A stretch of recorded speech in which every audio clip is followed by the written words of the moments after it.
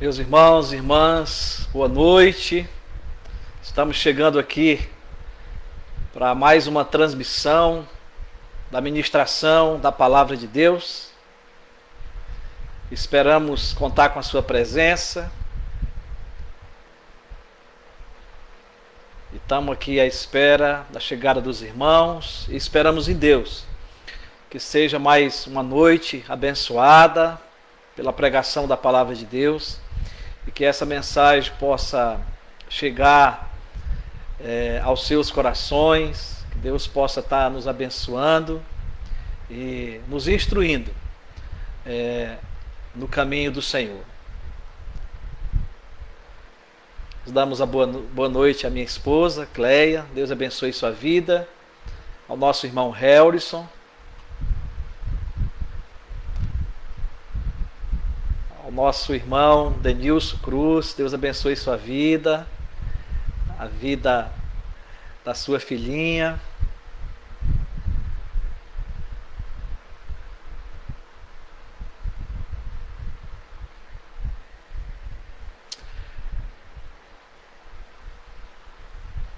Próximo domingo, nós estaremos com nossas atividades presenciais de volta, começando com o culto de domingo à noite, né? Começando com o culto de adoração, teremos um culto de ação de graça, de louvor ao nosso Deus por um ano da igreja organizada, inauguração do templo, né? Que foi inaugurado dia 15 de dezembro de 2019, né?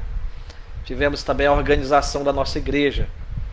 Então, próximo domingo, culto de ação de graça, também pelo nascimento de Jesus, né? O Natal. E teremos também a ministração da palavra e a ministração da Santa Ceia. Então, contamos com você, na sua presença, e creio que será um dia maravilhoso para nós, se assim o Senhor nos permitir. Nós não sabemos o dia de amanhã, o que nos acontecerá, mas a nossa expectativa é de estarmos de volta, estarmos bendizendo ao Senhor, voltar a termos a comunhão com nossos irmãos. Já são quase aí 10 meses, né? Que estamos com o nosso templo fechado. Então eu queria pedir a você, a cada um dos irmãos que estivesse orando por essa semana, pelos preparativos, né? Pelo nosso conselho, pela nossa junta diaconal, pelos ministérios da igreja que voltam às suas atividades, para que o Senhor esteja derramando da sua graça, da sua misericórdia, nos instruindo, para que estarmos cuidando uns dos outros na volta, então, dos cultos da igreja. Nós damos as boas-vindas aqui também ao nossa irmã Vanilde, nossa irmã Maria, ao nosso irmão Paulo, ao nosso presbítero Jean, com a sua esposa. Que Deus abençoe grandemente a vida de vocês, queridos, nessa noite. Hoje eu estarei cantando o hino 171. Eu sei, queridos, que muitas vezes as preocupações batem na nossa vida, né? A ansiedade. O crente, ele não deve viver ansioso, né? Mas ela vem, como qualquer um outro pecado, a ansiedade vem. Porque a Bíblia diz, Jesus disse, não andeis ansiosos, né? Então, se é uma ordem de Jesus, quando a gente anda ansioso, quando a gente deixa a ansiedade tomar conta do nosso coração, nós pecamos. Porque nós devemos confiar no Senhor, que Ele cuidará, né? De hoje, de amanhã, sempre cuidará da nossa vida. E é isso que nós vamos declarar nesse hino 171, Deus proverá. Na forte aflição, perigo e dor, na vil traição, no horrendo terror, com toda certeza, vitória virá. É firme a esperança, meu Deus proverá. Em todo, Senhor, me pode valer, do mal com amor nos quer defender.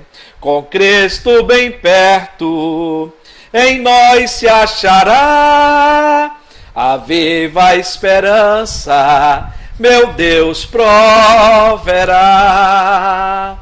Se vem Satanás nos amedrontar e astuto quiser a fé nos roubar, não pode, é nossa e sempre será a rica esperança, meu Deus proverá. No rude labor, no esforço tenaz, somente o Senhor vitória nos traz. Em sua bondade nos socorrerá, conforme a esperança, meu Deus proverá. Na hora final, a morte a chegar, a voz divinal nos há de alegrar. Minha alma segura então cantará a doce esperança, meu Deus proverá. Meus queridos, essa deve ser a nossa fé, a nossa esperança, porque Deus promete prover, nos sustentar, tanto o espiritual como o físico, né, o material. E o Senhor tem dado graça para nós, nesses tempos de crise, de sermos sustentados por Ele. Não é? Nós dependemos totalmente dEle. Ele nos dá vida, nos dá saúde, nos dá força para trabalhar. É o Deus que abre porta e é também o Deus que fecha, né? Mas quando Ele abre, ninguém pode fechar. E quando Ele fecha, ninguém pode abrir. Mas que o Senhor nos abençoe nessa noite. Nós damos também as boas-vindas ao Ronaldo, com a sua esposa. Que Deus abençoe a vida de vocês. A nossa irmã Érica com seu esposo, seu filhinho aí, o João, né? E o seu esposo Diogo. Também a Nathalie com o Alex, a sua filhinha. Que Deus abençoe a vida de vocês. A Natália Cristina, boa noite. Deus abençoe sua vida, Natália. Eu creio, irmãos, que o Senhor tem sempre algo a acrescentar sobre a nossa vida. Hoje à noite nós daremos continuidade à nossa série de mensagens que nós temos pregado no Evangelho de Mateus. Nós estamos pregando no Sermão do Monte, com o tema A Felicidade à Luz dos Ensinos de Jesus, que vai do capítulo 5º ao capítulo 7º. O evangelista Mateus, ele apresenta Jesus como o nosso rei, e como o rei que trouxe o reino dos céus até nós. E ele nos ensina, né? Jesus nos ensina a felicidade do ser e da prática da vida cristã. A Bíblia é um livro cheio de recheado, né? De ensinamentos preciosos para vivermos nesse mundo. E Jesus, ele é mestre por excelência. É o mestre que nos convida para aprendermos sobre a verdadeira felicidade, né?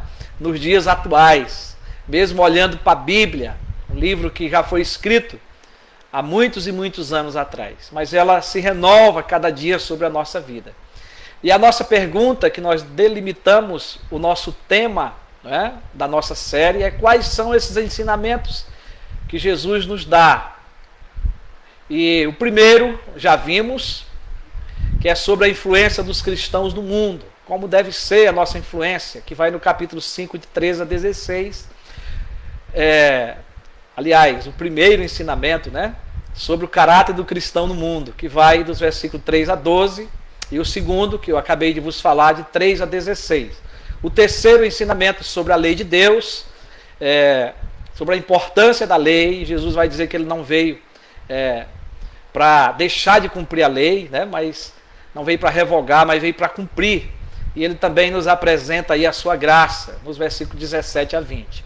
O quarto ensinamento de Jesus é sobre a relação dos seus discípulos, dos seus súditos, com a lei de Deus. E Jesus vai, nesses versículos de 21 a 48, né, ele vai mostrar como deve ser a nossa relação com a lei, como que devemos obedecer, não é?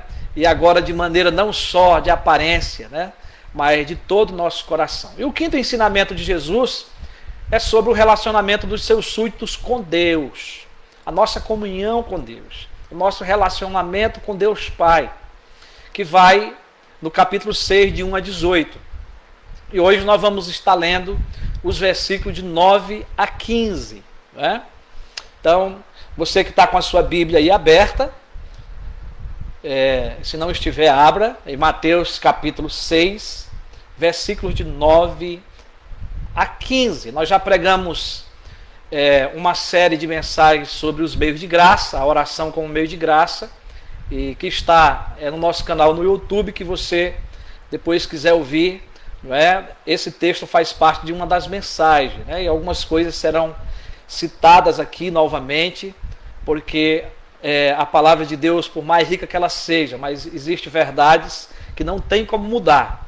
Mas esperamos que você e eu, todos nós, possamos ser abençoados por mais essa ministração da palavra de Deus. Portanto, vós orareis assim: Pai nosso que estás no céu, santificado seja o teu nome. Venha o teu reino, faça-se a tua vontade, assim na terra como no céu. O pão nosso de cada dia dai-nos hoje, e perdoa-nos as nossas dívidas, assim como nós temos perdoado aos nossos devedores. E não nos deixes cair em tentação, mas livre-nos do mal, pois teu é o reino, o poder e a glória para sempre. Amém. Porque se perdoardes aos homens as suas ofensas, também vosso Pai celeste vos perdoará. Se, porém, não perdoardes aos homens as suas ofensas, tampouco vosso Pai vos perdoará as vossas ofensas. Que Deus abençoe a leitura da sua palavra, lida nesse momento aos nossos corações. Eu queria orar, que você pudesse agora fechar os seus olhos e nós vamos falar com Deus. Deus Todo-Poderoso, nós te agradecemos, Senhor, por mais essa noite, por mais um dia do Senhor, que nós nos reunimos, Senhor, mesmo que distante, pela mídia, por esse canal do YouTube. Nós queremos te agradecer, Senhor, porque são os meios que o Senhor deixou para ser utilizados, Senhor, para glorificar o teu nome, Senhor. Embora sabemos que nem sempre, mas nós temos usado e temos sabido, ó Deus, que o Senhor proveu meios para que a tua palavra também fosse pregada e chegasse em lugares longínquos, ou lugares onde as pessoas não têm o contato com pessoas. E nesse tempo de pandemia, Senhor, nós temos sido abençoados por esse canal, para podermos aqui levar a tua palavra. E também para aqueles que estão em casa, ouvir a tua palavra. Pai, nós entregamos em tuas mãos a nossa vida. Te pedimos o perdão dos nossos pecados. Te pedimos que o Senhor nos purifique, que o teu Espírito nos renove nessa noite, que o Senhor abra os nossos ouvidos, nosso entendimento, para que o nosso coração esteja desejoso de aprender mais de ti, Senhor, mais da tua palavra. E nos ajude, Senhor, para que nós possamos praticá-la, para que nós possamos colocar a tua palavra, Senhor, como algo primordial na nossa vida e praticar os teus ensinamentos. Pai, fala conosco. Nós oramos agradecidos em nome de Jesus. Amém. Graças a Deus. Queridos irmãos e irmãs, sempre fazemos aqui um pequeno resumo, né, no decorrer dessa série. Nós temos sempre afirmado que o nosso Senhor Jesus nos ensina sobre a verdadeira felicidade do ser e da prática da vida cristã. Quem recebe a bênção do novo nascimento, da transformação da sua vida, né, que aprende os princípios da palavra de Deus, ele vai praticar, ele vai viver isso no seu dia a dia.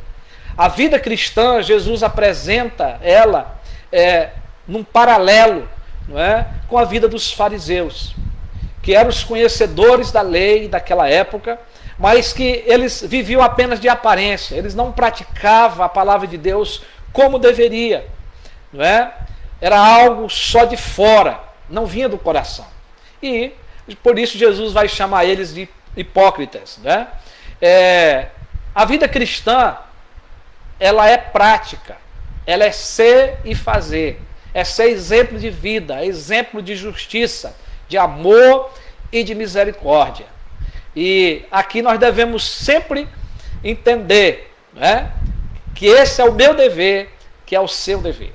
No capítulo 6, de 1 a 18, Jesus continua os seus ensinamentos, nos mostrando que a felicidade dos seus discípulos e dos seus súditos está relacionado com a maneira correta de nos relacionar com o Pai. Agora ele volta para falar da nossa intimidade com o nosso Pai Celestial.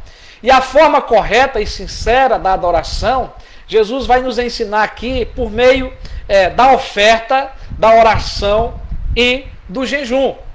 Que isso faz parte do culto, né, que prestamos a Deus. Seja o culto individual, né, seja o culto coletivo. Né? Quando entendemos de modo abrangente que aonde estivermos, que tudo o que fizermos, seja em palavra, seja em ação, devemos fazer tudo para a honra e glória do Senhor. Né? Então existe o culto coletivo, né? O culto litúrgico que nós prestamos junto, mas a nossa vida ela deve ser uma vida de gratidão, de louvor e de glorificação ao nosso Pai, fazendo tudo para a sua honra e para a sua glória. Mas é importante, irmãos, lembrarmos aqui o ponto central dos ensinos de Jesus, nessa parte do Sermão do Monte, está relacionada com a justiça do seu reino. E por isso, Jesus vai dizer que a justiça dos seus discípulos, a minha, a sua, como discípulo dele, deve exceder em muitos a dos escribas e fariseus. Lembrando que os discípulos de Jesus estavam ali começando a sua caminhada, né? Eles tinham vivido no meio religioso, né? Entre os judeus, né? E agora Jesus está clareando a mente deles, para que eles possam entender, né? De maneira clara como eles devem viver o amor, a misericórdia e, claro, aí a justiça. Então, nós perguntamos dentro desse tópico quais são as formas corretas de nos relacionarmos com Deus. O que é que Jesus vai nos ensinar sobre isso? A segunda forma correta de nos relacionarmos com Deus, na sequência ilustrada por Jesus, é a oração sincera que brota de um coração transformado por Ele. Em resumo, nós já aprendemos a não sermos como os hipócritas, que oravam com o propósito de serem vistos pelos outros. As suas orações eram mais voltadas para os homens do que para Deus. Em vez disso, de maneira diferente, os discípulos de Jesus devem agora orar em secreto, e o Pai que está em secreto nos vê em secreto, e Jesus diz que Ele nos recompensará. Nós aprendemos isso domingo. Sendo assim, meus irmãos, não há necessidade de usarmos de vãs repetições, pois não é pelo muito falar que nós seremos ouvidos pelo nosso Pai. Porque Ele sabe de todas as coisas, Ele conhece o nosso coração. Mas Ele quer que oremos. E é justamente por isso que a partir do versículo 9, Jesus continua o assunto sobre a oração. Não terminou aí. Não é? No versículo 8, Ele ensina agora um modelo de oração que servirá e que serve, né, para os seus discípulos em todos os tempos. E que essa forma de orar, esse modelo de oração, vai nos livrar da hipocrisia. Porque nós estamos dentro de um contexto aqui, não é? Que Jesus está indo contra a hipocrisia. Porém, esse modelo, ela não é uma forma mágica de oração, mas uma indicação de que nossas atitudes para com Deus na hora da oração, né, tem que ser de vida, né? Tem que ser de coração, né? Então, ela vai servir, né, de modelo para todas as nossas orações, para que a nossa oração não seja desconectada, né? Não é uma oração aqui para ser repetida ou rezada como um ritual, como muitos fazem, tá? Mas um modelo de conteúdo, né? E não há aqui nesse modelo aqui de oração mágica, né?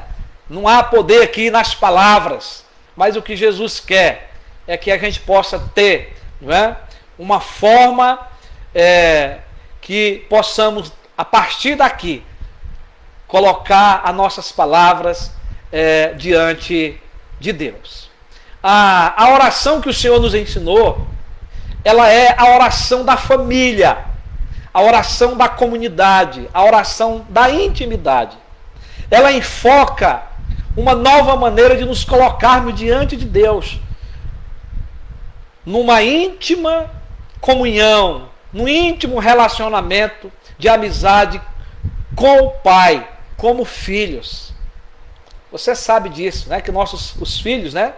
Eles têm intimidade com seus pais, de relacionamento.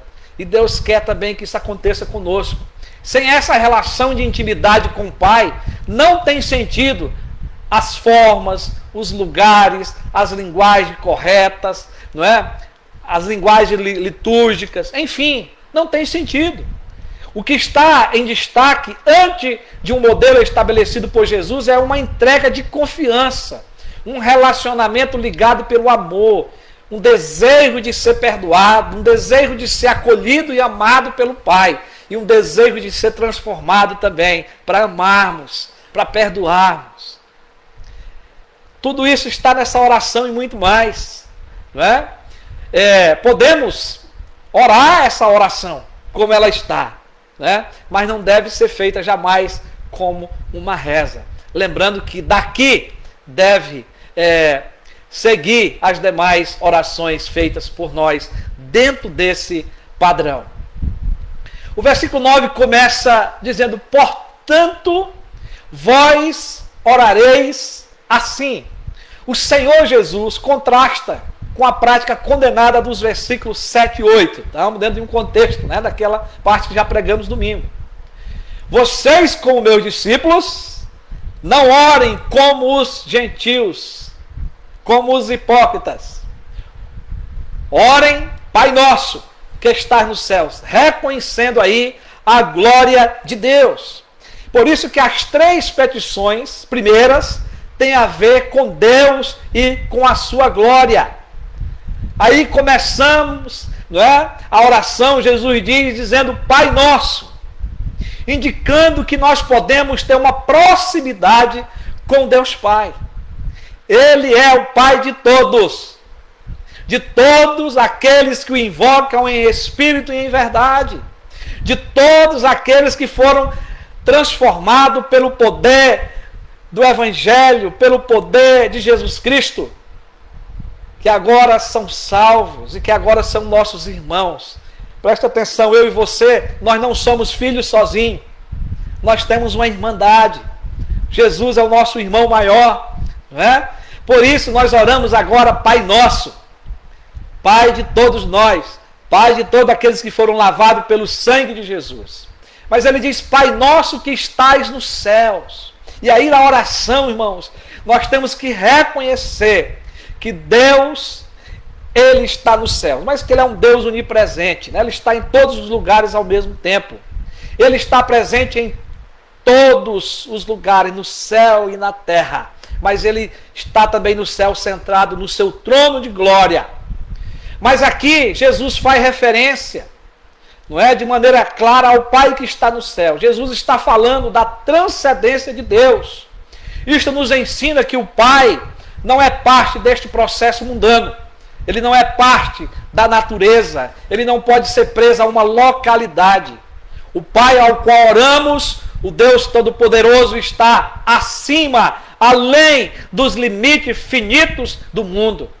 Eminentemente Ele está no céu.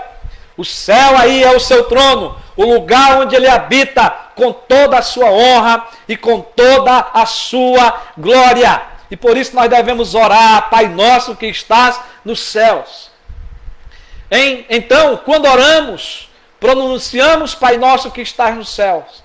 E devemos então lembrar que Ele é o Deus Todo-Poderoso, totalmente santo, totalmente cheio de amor, e que está nos céus, cheio de anseio em ouvir as nossas orações, em ouvir a nossa adoração, né, de cada um dos seus filhos. Foi o meio que o Senhor deixou, que Ele assim quis, para nos relacionarmos com Ele em oração, falando com Ele, já que Ele fala conosco através da sua palavra. Aqui da terra, falamos com Deus que está nos céus. Ele está nos céus meus irmãos, mas a palavra de Deus também vai dizer que Ele está perto de todos os seus filhos, infinitamente perto. Jesus rasgou o véu. O profeta Isaías diz que as nossas iniquidades, os nossos pecados nos separou de Deus. Criou-se um abismo entre nós e Deus por causa do pecado. Mas através de Cristo nós fomos reaproximados, não é, do nosso Deus Pai. E agora podemos nos aproximar do trono do Pai com confiança e lhe fazer conhecido todos os nossos desejos e necessidades. Claro, desde que estejam em sintonia com a sua vontade revelada. Isso é muito importante, não é? Jesus ensinou, meus irmãos, em primeiro lugar, a esquecermos das nossas prioridades e das nossas dificuldades, nos desafiando a levantarmos nossos olhos e as nossas primeiras palavras para a glória de Deus, para santificar o nosso Deus, para glorificar o nosso Deus. Jesus ensina que Deus tem a primazia em tudo, inclusive em nossas orações. Nós não podemos julgar a oração que é certa e errada, mas dentro desse princípio, dentro desse modelo de oração, podemos dizer que muitas orações fogem, não é, do desejo e da vontade de Deus, desse padrão que Jesus nos ensinou. Jesus ensina, nessa primeira parte da oração, que é composta por 3 petições, e que são referentes a Deus, e ele ensina aqui: santificado seja o teu nome, venha o teu reino, faça-se a tua vontade, assim na terra como no céu. São as 3 primeiras petições. Então você vai ver aí no versículo 9, Jesus dizendo na oração: Pai nosso que estás no céu, santificado seja o teu nome. Jesus está nos ensinando aqui que a nossa oração deve começar pela adoração, pelo reconhecimento de quem Deus é, da sua pessoa, da sua santidade, da sua pureza, pelo reconhecimento da sua glória. Nós o adoramos pela sua santidade. Quando dizemos santificado seja o teu nome, nós estamos reverenciando e adorando Deus que é santo, santo, santo, como Isaías descreve lá no capítulo 6 do seu livro. O próprio Jesus, a orar em João, a oração sacerdotal, lá no capítulo 17, o versículo 11, o chamou de Pai Santo. Já também nos fazendo lembrar que nós temos esse direito de chamar Ele de Pai Santo. Santificar o nome de Deus aqui é afirmar que seu nome é mantido santo, porque Ele é santo, santo, santo. A santidade é a excelência propriamente dita da natureza divina. O grande Deus é glorificado em santidade, aleluia. E as nossas orações têm que estar recheadas dessas palavras que glorifiquem, que reconheça a santidade do nosso Deus. Isso em primeiro lugar. Jesus requer que as nossas orações, a honra seja dada a Deus entre os homens. É daqui da terra que nós oramos. Quando oramos, estamos desejosos de que o caráter santo e bondoso de Deus seja reconhecido e respeitado entre os homens, como já sucede nos céus. E Davi nos convida: engrandecei o Senhor comigo, e todas a uma lhe exaltemos o nome. Salmo 34, o versículo 3. Mas Jesus continua ensinando, e ele vai na sequência dizer: venha o teu reino. Jesus continua nos ensinando a glorificarmos a Deus em nossas orações. Na primeira petição, o nome de Deus deve ser santificado. E na segunda petição, oramos para que o seu reino, o reino de Cristo, possa vir. Aqui nós nos submetemos ao seu governo soberano, ao seu plano redentivo na história. No Antigo Testamento, Deus reinou sobre o povo de Israel. No Novo Testamento, o rei Jesus nasce e reina sobre a sua igreja militante, a sua igreja que está na terra. Mas aqui temos o que chamamos de, na teologia, Deus já e o ainda não.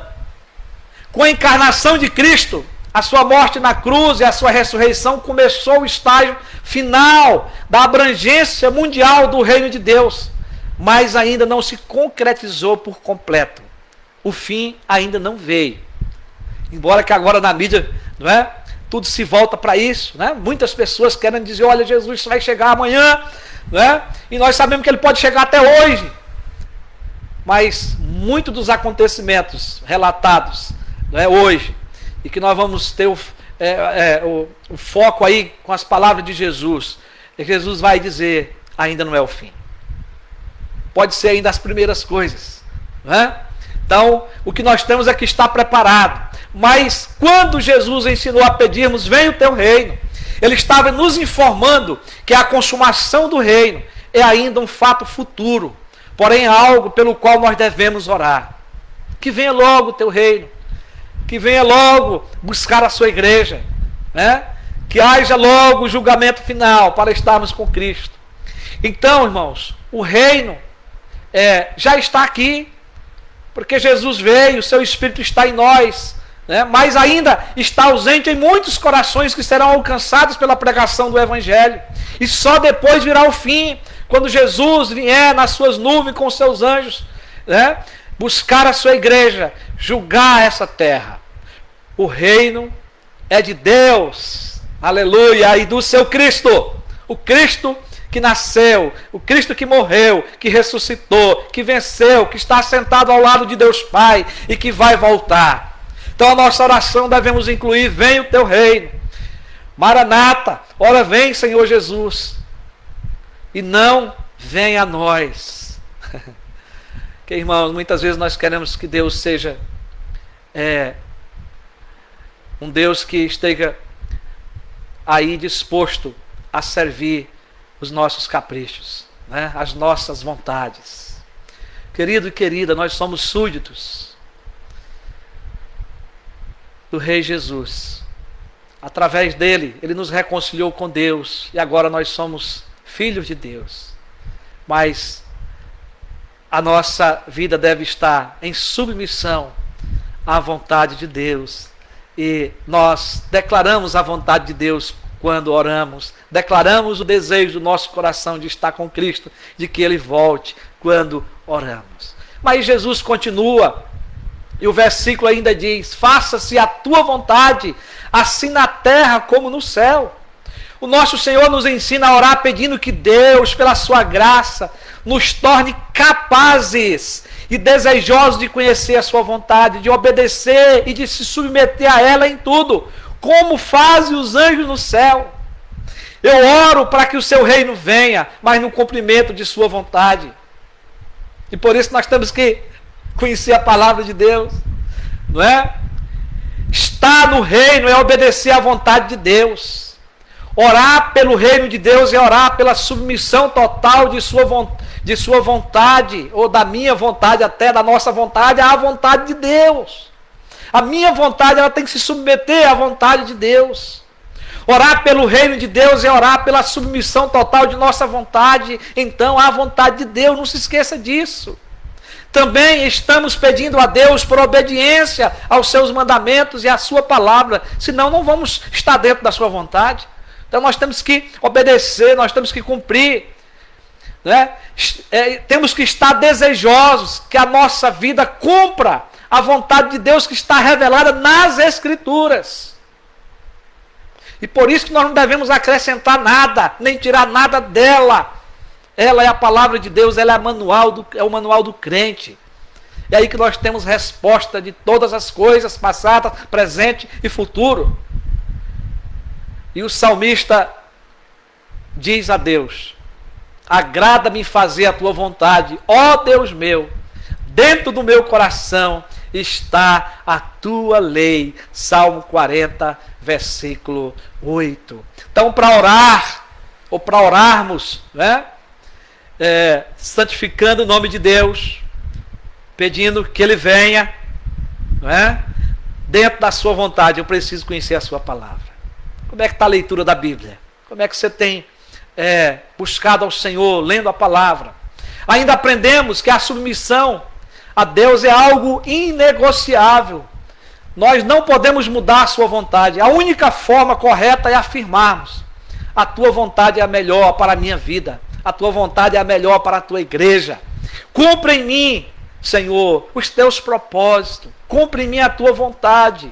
Jesus, meus irmãos, foi o maior exemplo de submissão a Deus, ao Deus Pai, quando orou no momento de sofrimento, antes da sua morte na cruz, dizendo: meu Pai, se possível, passa de mim esse cálice, a morte, a cruz. Todavia não seja como eu quero, e sim como tu queres. E ele cumpriu a vontade de Deus. Ele sabia para que ele tinha vindo. Irmãos, mas ainda que dentro dessa mesma petição, Jesus está nos ensinando a orarmos a Deus, para que Ele nos ajude e nos capacite, conhecermos e cumprir obediente à sua vontade, como os anjos já fazem lá no céu.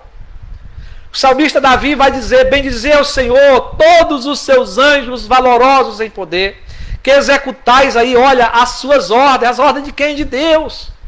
E lhes obedeceis a palavra de Deus, irmãos. Bendizei ao Senhor todos os seus exércitos, vós, ministros seus, que fazeis a sua vontade. Sabe, irmãos, como os anjos fazem, nós devemos também, não é, sermos obedientes a Deus. Eu li o Salmo 103, versículo 20 e 21. É verdade, meus irmãos e irmãs, que os anjos de Deus fazem o que Deus deseja no céu. A palavra de Deus, ela não mente. Mas aqui na terra, seus filhos não conseguem agir assim. Nós ainda vivemos nesse mundo, ainda somos, muitas vezes, dominados pelo pecado, né? Irmãos, Deus estabeleceu a sua aliança com o seu povo, com a sua igreja, mas nós temos transgredido essa aliança. Sabe, irmãos, queridos irmãs, nós não estamos aí jogados no lamaçal do pecado pela graça de Deus. Porque Cristo nos amou, porque Cristo nos salvou, porque o Espírito Santo habita em nós e nos livra. Senão nós estávamos caídos, nós estávamos aí laçados pelos laços do pecado. Nós estamos sempre em choque com a vontade do Deus Todo-Poderoso. Os anjos são exemplos bíblicos para a nossa vida, para que nós possamos cada dia nos aproximarmos mais de Deus. Na segunda parte da oração modelo, Jesus ensinou a suplicarmos por nossas necessidades, que vai do versículo 11 a 13. Tem um pouquinho de paciência, nós temos que terminar toda essa parte aqui dessa perícope de hoje.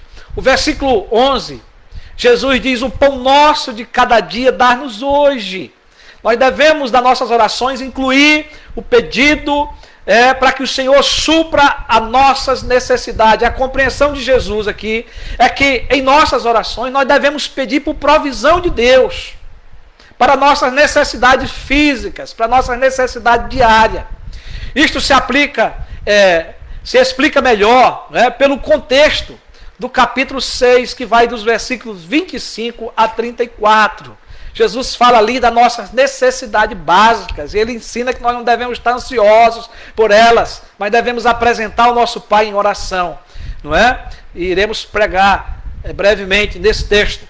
O nosso Pai Celeste, Ele sabe de todas as nossas necessidades, porém Ele quer que em nossas orações tenhamos certeza de que Ele cuida de nós, providenciando os recursos necessários para a nossa sobrevivência. Jesus disse para pedirmos pão, mas Ele diz aí o pão nosso. Aí nós temos um pronome possessivo, não é? Em nossa língua portuguesa. Isso nos ensina que Jesus não nos ensinou a pedirmos o pão individualmente, não é? Para o meu suprimento, e sim para toda a família humana. Pedir para que todos tenham pão, não é? E ao mesmo tempo é obrigação de cada um de nós dividir com aquele que não tem. Então, quando oramos assim, estamos demonstrando dependermos totalmente de nosso Pai Celestial. Quando pedimos também para o nosso irmão, estamos tratando aí do nosso eu, do nosso egoísmo, quando nós pensamos no outro, né? Quando oramos pedindo o pão nosso de cada dia, evitamos ficar ansiosos pelo dia de amanhã, porque não é o nosso trabalho nem a nossa habilidade ou a nossa conta no banco, ou o nosso salário no final do mês que vai nos sustentar. É Deus que vai prover os meios. Que possamos, irmãos e irmãs, orar ao Pai, com a certeza que somente Ele pode nos suprir o pão nosso de cada dia. Mas o versículo 12 continua dizendo: e perdoa-nos as nossas dívidas, assim como nós temos perdoados aos nossos devedores. Jesus manda incluir na oração, nas nossas orações, aqui, além de reconhecermos o Deus Santo que nós adoramos, né, nós precisamos reconhecer que somos agora pecadores e que nós somos carentes do seu perdão todos os dias da nossa vida, e ainda que devemos também liberar perdão àqueles que nos têm ofendido. E aí a gente precisa orar por isso.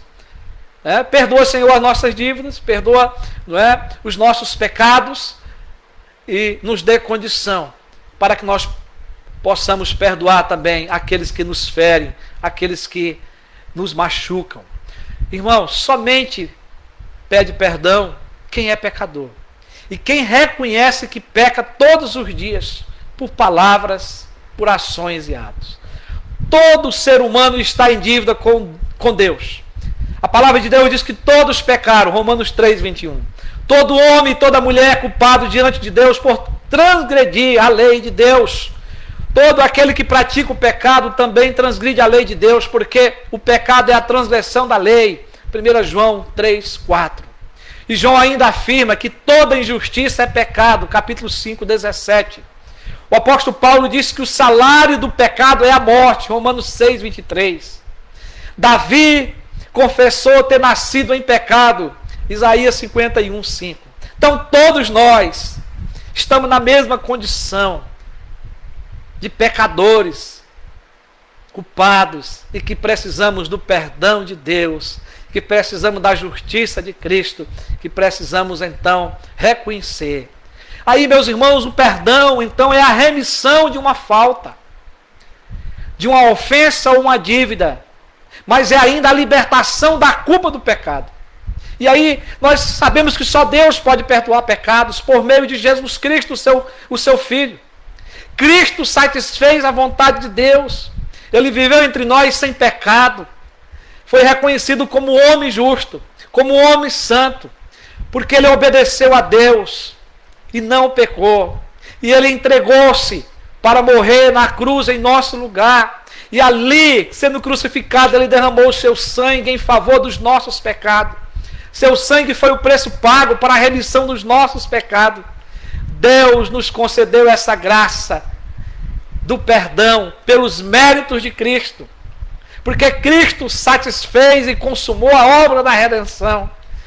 E Cristo, não é, derramou o seu sangue ali por nós. E o Pai aceitou como preço. E Ele nos declarou perdoados, nos declarou justos, justificados. Então a oração dos discípulos de Jesus inclui o pedir perdão, porque ainda estamos no mundo, ainda pecamos. E nós temos que pedir perdão pelo fato de reconhecermos que somos pecadores.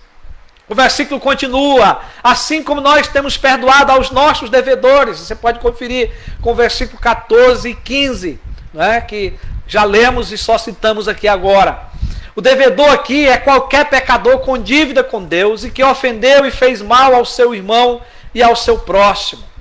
Não é? O Catecismo Maior de Westminster diz que aqui nós somos encorajados a pedir e mais animados a esperar que Deus nos perdoe os nossos pecados, quando temos em nós esse testemunho que perdoamos de coração aos outros as suas ofensas. Isto, meus irmãos e irmãs, nos leva a entender que quando Deus, que quando eu e você nos dispomos a perdoar o nosso próximo diante de Deus, né, a perdoar o nosso próximo que nos ofendeu, nós fazemos isso por causa da obra de Cristo já realizada em nós, porque Cristo nos perdoou, por causa da obra do Espírito Santo em nossas vidas, que é resultado da graça de Deus em nós. E aí nós conseguimos pedir perdão e conseguimos pedir para que o Senhor nos ajude a perdoar, não é? Meus irmãos, Jesus é o maior exemplo de perdão. Jesus perdoou àqueles que estavam ali lhe açoitando, que estavam ali lhe pregando na cruz. Ele perdoou o ladrão. Jesus também perdoou a Pedro que o negou. Jesus perdoou a mulher adúltera. E quantas outras pessoas Jesus declarou perdão.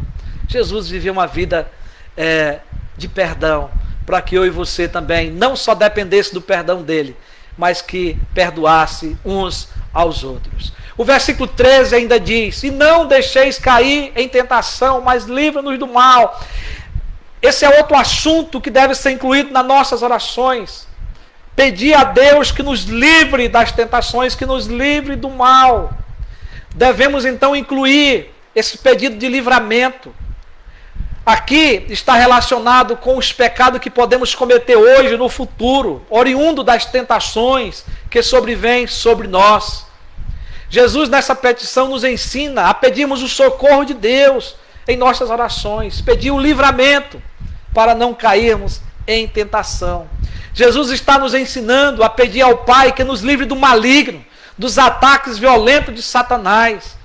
O desejo de Satanás é destruir os filhos de Deus, é de destruir as obras de Cristo, é de perseguir a igreja de Cristo. E aí, meus irmãos, isso requer que reconheçamos a nossa fragilidade diante das tentações e oremos para que o Senhor nos livre. Jesus alertou: vigiai e orai, para que não entreis em tentação. O espírito, na verdade, está pronto, mas a carne é fraca. Mateus 26, 41. Meus irmãos, Jesus orou ao Pai: não peço que eu os tire do mundo, orou por mim e por você, e sim que os guarde do mal. Eles não são do mundo, como também eu não sou. Santifica-os na verdade. A tua palavra é a verdade. Nós temos o Senhor Jesus intercedendo por nós. E Ele sempre estará intercedendo por nós, para nos proteger do inimigo. Mas nós também oramos. É nosso dever, a fim de recebermos misericórdia e acharmos graça para socorro em ocasião oportuna.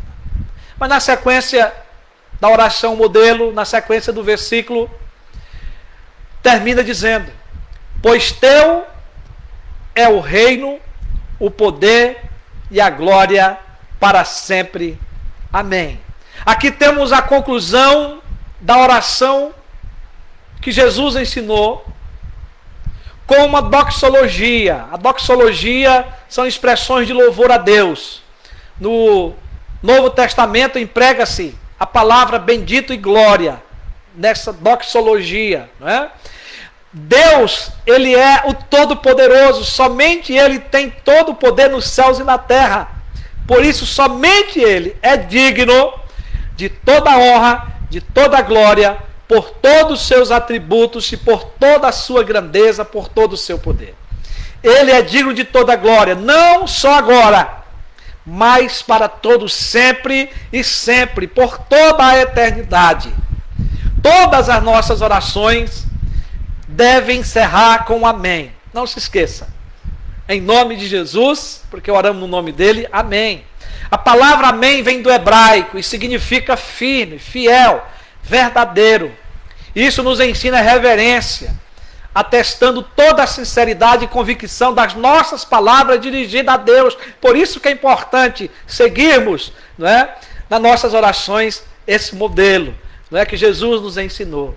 E devemos crer que recebemos a resposta de cada um desses pedidos que Ele temos feito. Por isso dizemos amém. Jesus usou amém várias vezes, quando Ele dizia: em verdade vos digo. Não é? Que era verdade aquilo que Ele estava falando, estava testificando as suas palavras. Que possamos dizer amém sempre, queridos, nas nossas orações. Mas partindo para a conclusão, nós podemos concluir convictos de que, se obedecermos a essa ordem das orações, não é, que Jesus nos ensinou aqui, a ordem, né, de orarmos, certamente as nossas orações serão diferentes das orações pretensiosas dos hipócritas e dos gentios, citada por Jesus nos versículos de 5 a 8. Com certeza ficaremos livres das vãs repetições, porque estaremos orando dentro da oração que Jesus nos ensinou. E as nossas orações glorificarão ao nosso Pai Celestial. E receberemos dele a recompensa, porque foi ele que nos prometeu. Meus irmãos e minhas irmãs, que Deus nos ajude a orarmos conforme o Senhor nos ensinou. E que assim ele nos alimente com o desejo de orar cada vez mais, de santificar o seu nome, que o seu reino venha, que a sua vontade seja feita em nome de Jesus. Amém. Que o Senhor nos abençoe. Vamos orar. Querido Deus, o tempo passa rápido e cansamos às vezes, Senhor, de ficar ouvindo a Tua palavra, de ficar pregando a Tua palavra. Tem misericórdia de nós, nós somos humanos e pecadores. Mas, Senhor, o apóstolo Paulo, uma vez pregando, ele foi até pela madrugada e um jovem caiu da janela e morreu. Depois Paulo ora e Deus devolve a vida para ele. Senhor, nós queremos te pedir que o Senhor nos dê paciência para ouvir a Tua palavra, para pregar a Tua palavra. E que o Senhor nos dê condição de cada dia orarmos conforme o Senhor nos ensinou na oração dominical, na oração do Pai Nosso. Senhor, nos dê condição de glorificar o Teu nome sempre, Senhor. Teu nome é exaltado, Teu nome é glorificado. Teu nome é grandioso e poderoso. Tu és digno de toda a honra e de toda a glória, Senhor. Que venha o Teu reino. Que o Senhor volte logo para buscar a Tua igreja. Que a Tua vontade, Senhor, seja feita no céu e na terra. Nós nos submetemos a ela, Senhor. Mas que o Senhor também nos ensine a orar. E que o Senhor nos dê o pão nosso de cada dia. Para que possamos ter o alimento, o suprimento necessário. E que nós possamos também dividir com aquele que não tem. Mas, Senhor, nos ensine, ó Deus, a reconhecermos que o perdão está contigo. E que nós temos que buscar o perdão confessando os nossos pecados, Senhor. Mas também nós devemos, também da maneira que recebemos do Senhor, também devemos perdoar o nosso irmão, o nosso próximo. Oh, Pai, nós te glorificamos e oramos. Oramos pela Tua igreja. Oramos pelo retorno no próximo domingo com culto presencial. Traz os Teus filhos, congrega a Tua igreja, Senhor. Pai, continua nos livrando de todo mal, de toda tentação. Continua nos livrando desse mal do Covid, Senhor. E mesmo que venhamos a ter que passar, que o Senhor esteja conosco, Senhor, curando, sustentando. E obrigado pelos meios que o Senhor deixou, o remédio, os médicos, Senhor, que tenham, Deus, servido nessa pandemia. Por cada médico que tem dedicado sua vida, enfermeiros, enfermeiras, em cuidar de pessoas. Oh, Senhor, dá-nos a condição também de obedecer, Senhor, de usar os meios, ó Deus, que foram deixados também pelo Senhor, que ajudam a não sermos contagiados por essa doença, que é o uso de máscara, o uso do álcool gel, o distanciamento social. Pai, que na volta ao culto possamos compreender e obedecer essas regras, Senhor, em nome de Jesus. Pai, abençoa essa semana, abençoa cada um dos Teus filhos, cada um, ó Deus, dos meus irmãos, Senhor. Que o Senhor esteja ao nosso lado e que o Senhor tire toda a ansiedade do nosso coração. Nós queremos descansar em Ti, como cantamos, Senhor. Que Tu é o Deus que nos sustenta, que provê todos os recursos e todos os meios para a nossa sobrevivência, para a sobrevivência da Tua igreja. Sabemos que o nosso Deus proverá. Então, Pai, nós oramos, Te glorificamos e Te agradecemos no nome bendito, amado e querido do nosso Senhor e Salvador Jesus Cristo. Amém. Graças a Deus. Receber a bênção, queridos, que a graça maravilhosa do Senhor Jesus Cristo, que o amor de Deus, o nosso eterno Pai, que a comunhão e as consolações do Espírito Santo reine sobre a sua vida e sobre todo o povo de Deus, agora e para todos sempre. Amém. Graças a Deus. Queridos, um abraço para você. Nós já falamos no início sobre a reabertura do nosso templo, já oramos, e a nossa esperança é que no próximo domingo possamos estar juntos com a igreja, no culto de ação de graça, não é? Com a ministração da Santa Ceia. Não é? Eu quero aqui ainda saudar nossos irmãos que chegaram, o diácono Guilherme, boa noite ao Paulo Salomão, boa noite ao nosso irmão Afonso, a nossa irmã Sônia, Patrícia Aranha, minha cunhada, Deus abençoe a sua vida, boa noite. Renata, irmã Renata, né? Deus abençoe a todos, uma boa semana, obrigado pela sua presença conosco aqui pela live. Fiquem com Deus, um abraço.